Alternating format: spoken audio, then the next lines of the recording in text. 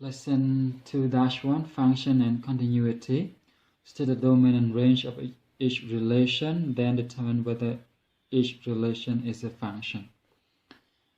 Okay, let's set the domain and range first. Let me represent D as for domain. You need to arrange the domain from least to the greatest. So you have -3 or 0, -0.3, and then 0.4, and then 1.2. Well, 1.2 has 2 times, but you just write only 1 time. Then list down the range. Also, from least to greatest, you have -6, -3, -1, and 4. Now, for relation is a function or not a function. For a relation to be a function, each value of the domain must correspond only to exactly one value of the range. For example,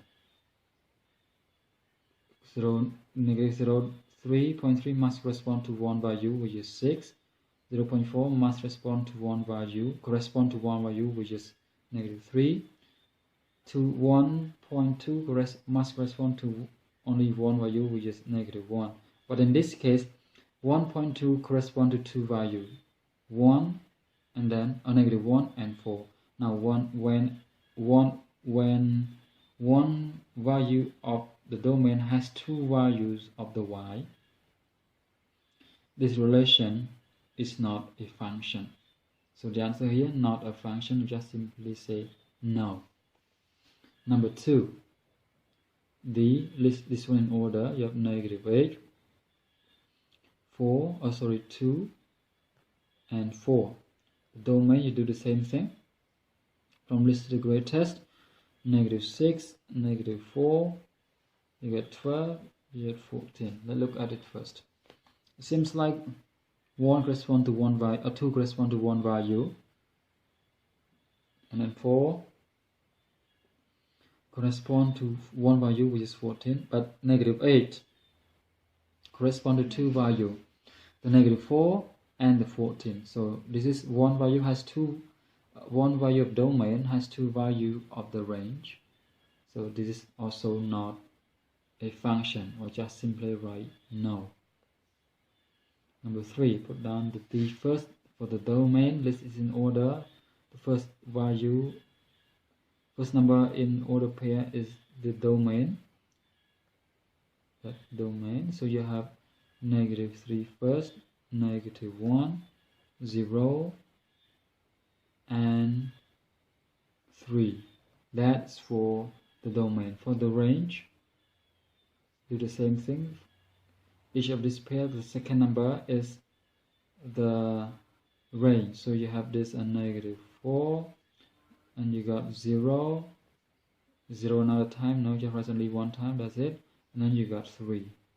So now, as you can see, each of the value of the domain correspond to only one value of the range. So therefore, this is a function, or you can simply say yes, function. Move on. Now, this time, they give us the equations and asking for us whether this is represent a function or not function. You just simply say right yes or no. This is a straight line, so of course this is going to be a function. Just simply say yes. This is also a straight line. Yes. This is a curve like parabola. Let me give you a shape of this. Roughly make you a shape of this. So it looks like this. So therefore, this is also a function. You just simply draw a vertical line, and it intersects. If you draw one vertical line, it intersects a graph at only one point. So when this happens, this is also a function. Yes, function. Number 7 also related to the shape. So therefore also a yes. Number 8 also related to the shape as well. So the answer here also yes. For number 9 is to the third power, so it somehow look like this. So let me draw it again. I think it look like this. So the graph for number 9. So therefore, if you draw one vertical line test, there's only just cutting anywhere on this graph. It's simply we intersect the graph at exactly only one point. So when that's happened at only one point, not 2, not 3, then for number 9, this equation also represents a function as well. Now for number 10 to number 18, 10 through 18, for 10 through 18, they give us the function, and then they're asking for the value in each function represent.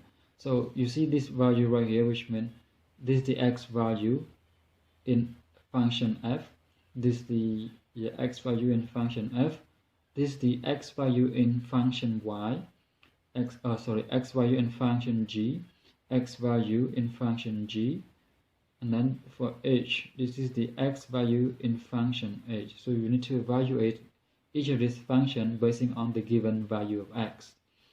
Let me give you a few. Well, I think let me do this one all for you, and you just try to find out by yourself and compare the answer with the answer that I'm going to give you in the moment. Now this is for x function, so you have negative 5 as your value of x. So you simply to evaluate this value 3, your x in this case negative 5, and then you plus 2. So you have 3 times negative 5, negative 15, negative 15 plus 2, going to give you negative 13. F9, you do the same thing. You have 3 times x, but x in this case is 9. So 3 times 9 plus 2 are going to give you 29. For number 12, based on g, so you have negative 2 times x squared.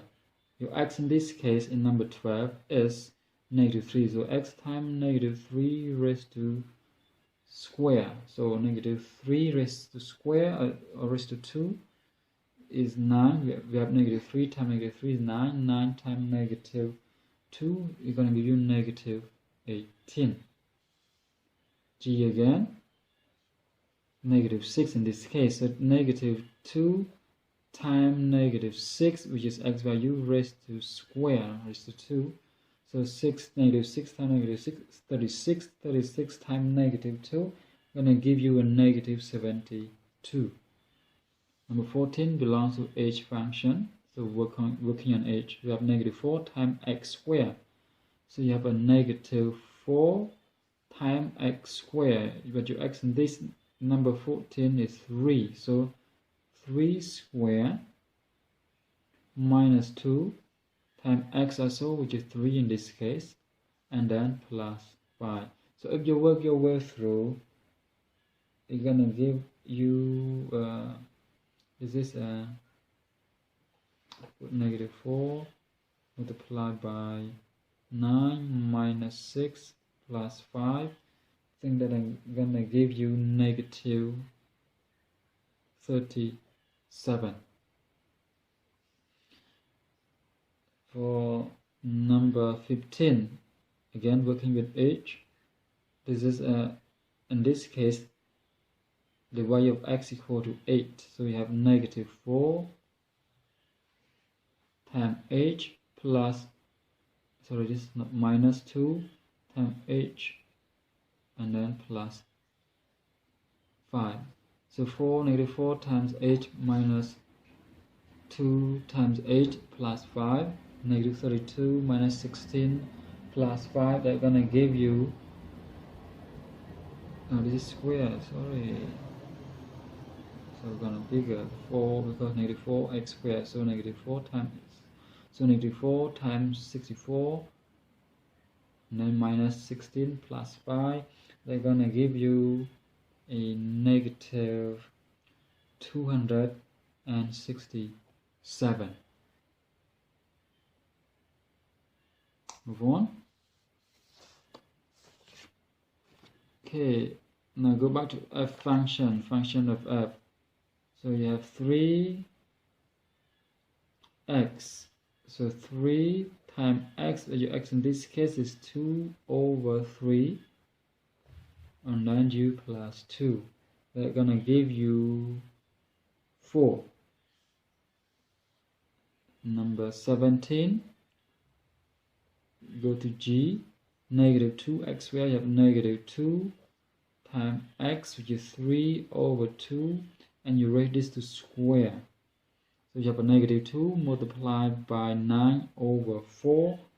That's gonna give you negative 9 over 2 or negative 4.5. You just can write 9 over 2 or 4.5, they are the same thing. Last one, number 18. H function. So you have negative 4 multiplied by x squared and x squared, in this case 1 over 5 square minus 2 times 1 over 5 and then plus 5.